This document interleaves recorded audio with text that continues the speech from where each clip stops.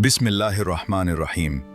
तमाम तारीफ अल्लाह के लिए है जो सारे जहां का रब है, और दुरूद व सलाम हो अल्लाह के आखिरी नबी हज़रत मोहम्मद सल्लल्लाहु अलैहि वसल्लम पर। आज हम एक ऐसे मौजू पर बात करने जा रहे हैं जो इस्लाम में बहुत अहम भी है और बहुत खौफनाक भी। ये है दज्जाल का फितना।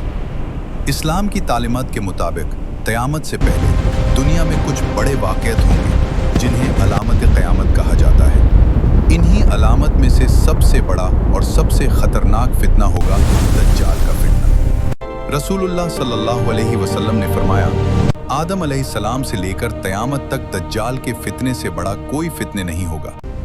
इस बात से हम समझ सकते हैं कि दज्जाल का फितना कितना बड़ा इम्तिहान होगा।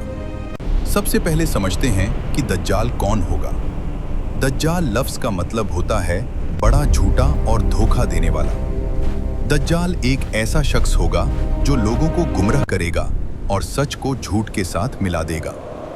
शुरू में वो अपने आप को एक बड़ा रहनुमा या नबी बताएगा, लेकिन धीरे धीरे वो इतना बड़ा दावा करेगा कि वो खुद को खुदा कहने लगेगा। बहुत से लोग उसकी बातों में आ जाएंगे क्योंकि उसके पास ऐसी अजीब कुदरतें होंगी जो लोगों को हैरान कर देंगी। हदीस में आता है कि दज्जाल एक आंख से अंधा होगा, उसकी एक आंख बिल्कुल खराब होगी और दूसरी आंख उभरी हुई होगी। उसके माथे पर लिखा होगा काफिर, लेकिन ये लिखाई सिर्फ सच्चे मोमिन लोग ही पढ़ पाएंगे। अब सवाल उठता है कि क्या दज्जाल अभी जिंदा है? कुछ सही रिवायतों के मुताबिक दज्जाल अभी भी जिंदा है। एक मशहूर वाक़या सहाबी तमीम अद्दरी से रिवायत किया गया है। एक सफ़र के दौरान वो और उनके साथी समुंदर में भटक गए और एक अजीब से जजीरे पर पहुंच गए। वहां उनकी मुलाकात एक अजीब मखलूक से हुई जिसे जस्सा कहा गया। उस मखलूक ने उन्हें एक आदमी के पास ले जाकर खड़ा कर दिया जो जंजीरों में बंधा हुआ था। उस आदमी ने उनसे कई सवाल किए और आखिर में बताया कि वो ही दज्जाल है। अब बात करते हैं कि दज्जाल कहां से निकलेगा। हदीस के मुताबिक दज्जाल मशरिक की तरफ से निकलेगा। खास तौर पर खुरासान के इलाके का जिक्र मिलता है। जब दज्जाल जाहिर होगा तो वो दुनिया भर में घूमेगा और लोगों को अपनी तरफ बुलाएगा। वो आसमान को हुक्म देगा और बारिश होगी। वो जमीन को कहेगा और फसल उगाएगी।